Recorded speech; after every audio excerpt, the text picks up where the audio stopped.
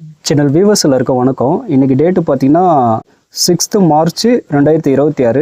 So இன்றைக்கி பார்த்தீங்கன்னா last second ஹாஃபில் பார்த்தீங்கன்னா நல்ல ஒரு பெரிய ஒரு டவுன் சைடு மூவ் இன்றைக்கி வந்துச்சு. ஸோ கால் ஆப்ஷனை நான் செல் பண்ணியிருந்தேன். ஸோ அதில் வந்து ஒரு நல்ல ஒரு பெரிய மூவே கொடுத்துச்சு.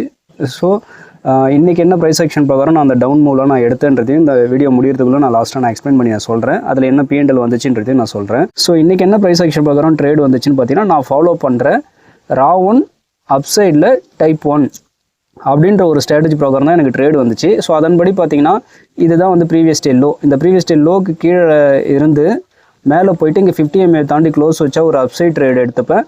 அதுவே ஒருவேளை ரிவர்சல் ஆகிற மாதிரி தெரிஞ்சதுன்னா உடனே ஒரு டவுன் சைட் ட்ரேட் நான் எடுத்துப்பேன். ஸோ இந்த அப்சைட் ட்ரேடோட ஸ்டாப் லாஸ் வந்து பெருசாக இருக்கும். அதனால் குவான்டிட்டி நம்ம கம்மியாக தான் போடுவோம்.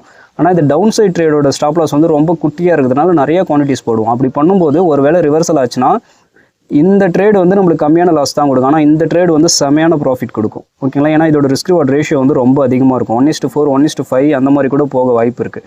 பட் இன்றைக்கி என்ன ஒரு ட்ராபேக்னா நம்மளுக்கு என்ட்ரி கிடச்சதே வந்து செகண்ட் ஹாஃபில் தான் வந்து கிடச்சிது. 2 மணிக்கு மேலே தான் என்ட்ரியே கிடச்சிது. ஸோ அதுதான் ஒரு சின்ன ட்ராபேக்கு.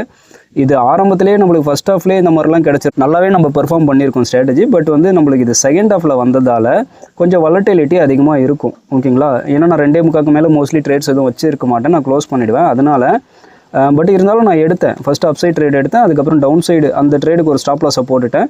திரும்ப டவுன் சைடு மூவ் எடுத்தேன். ஸோ நான் எடுத்த அந்த டவுன் சைடு மூவ் தான் வந்து பார்த்தீங்கன்னா இன்றைக்கி செமையான ப்ராஃபிட் வந்து எனக்கு கொடுத்துச்சு. ஸோ அப்போ ஃபஸ்ட்டு ட்ரேடோட லாஸையும் ரிகவர் பண்ணி நல்ல ப்ராஃபிட்லேயும் இன்றைக்கி முடிக்க முடிஞ்சுது. ஓகேங்களா? ஸோ இன்றைக்கி என்ன P&L நான் பண்ணியிருக்கேன்னா இதுதான் பார்த்தீங்கன்னா என்னோடய P&L கிட்டத்தட்ட ஒரு 40,000 பக்கம் வந்து நான் ப்ராஃபிட் பண்ணியிருக்கேன். ஃபஸ்ட்டு எடுத்த அந்த புட்டை செல் பண்ணியிருப்பல ஃபஸ்ட்டு என்ட்ரி அது வந்து எனக்கு 25,000 main position loss plus எஜிங் position ஒரு 2,600 ப்ராஃபிட் கொடுத்துருச்சு. ஸோ அப்படி பார்க்கும்போது நம்மளுக்கு அதில் வந்து ஒரு 23,000 பக்கம் லாஸு. பட் ரெண்டாவதாக எடுத்த அந்த டவுன் சைட் ட்ரேடு வந்து கிட்டத்தட்ட எனக்கு 96,000 வரைக்கும் எனக்கு ப்ராஃபிட் போச்சு. பட் செகண்ட் ஹாஃபில் 2:45 மேலே அந்த என்ட்ரிஸ் அந்த ட்ரேட்ஸ் ரன் ஆகிட்டு இருந்தாலும் பயங்கர வாலட்டிலிட்டி இருந்ததால் நான் 95,000 புக் அடித்தேன். பட் அதுக்குள்ளே குயிக்காக ஸ்பைக்கு மேலே ஏறி வந்ததால் 62,000 வந்து அது புக் ஆகிடுச்சு.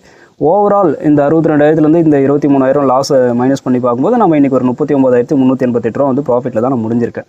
ஓகேங்களா? சம்டைம்ஸ் இதுவே இது ஃபஸ்ட் ஹாஃபில் வந்திருந்தால் இன்னும் கூட ப்ராஃபிட் 1 லட்சம் 1.25 லட்சம் வரைக்கும் அது பாட்டில் ரன் ஆகிட்டு இருக்கும். நம்ம வந்து அப்போ தைரியமாக நம்ம ஹோல்ட் பண்ணியிருக்கலாம். பட் இது லாஸ்ட் டைமில் வரும்போது நம்ம ரொம்ப நேரம் அந்த மாதிரி ஹோல்ட் பண்ண முடியாது. எப்போ வேணால் ரிவர்சல் ஆகலாம், எப்போ வேணால் ஸ்பைக் வந்து அது மேலே வந்துடலாம். ஸோ அதனால் இந்த ப்ராஃபிட்டில் நான் கட் பண்ணிட்டேன். ஓகேங்களா?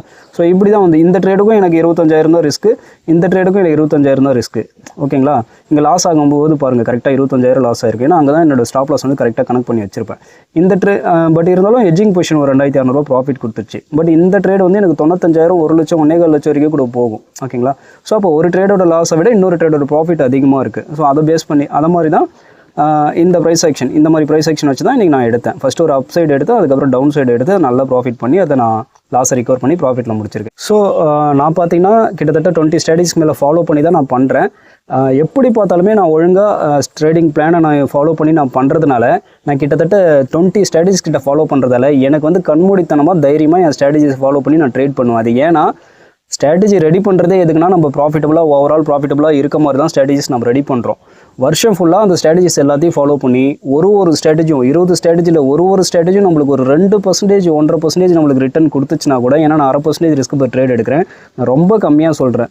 20 ஸ்ட்ராட்டஜிஸுமே ரெகுலராக ஃபாலோ பண்ணுறோம். ஒரு ஸ்ட்ராட்டஜியும் ஆவரேஜாக ஒரு 2% வருஷத்துக்கு நம்மளுக்கு கொடுத்தா கூட இந்த 20 ஸ்ட்ராட்டஜியும் நம்ம கம்பைன் பண்ணி நம்மளுக்கு வந்து கண்டிப்பாக நல்ல ஒரு ரிட்டர்னே கொடுக்கும். ஸோ அந்த ஒரு தைரியத்தில் தான் என்னோடய ரூல்ஸை வந்து கண்மூடித்தனமாக நான் ஃபாலோ பண்ணுறேன்.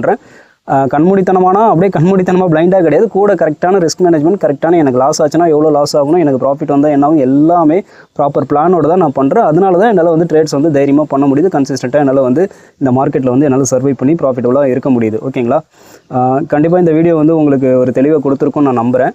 மீண்டும் அடுத்த ஒரு வீடியோவில் நல்ல ஒரு பதிவோடு நான் உங்கள் எல்லாரையும் சந்திக்கிறேன். தேங்க்யூ.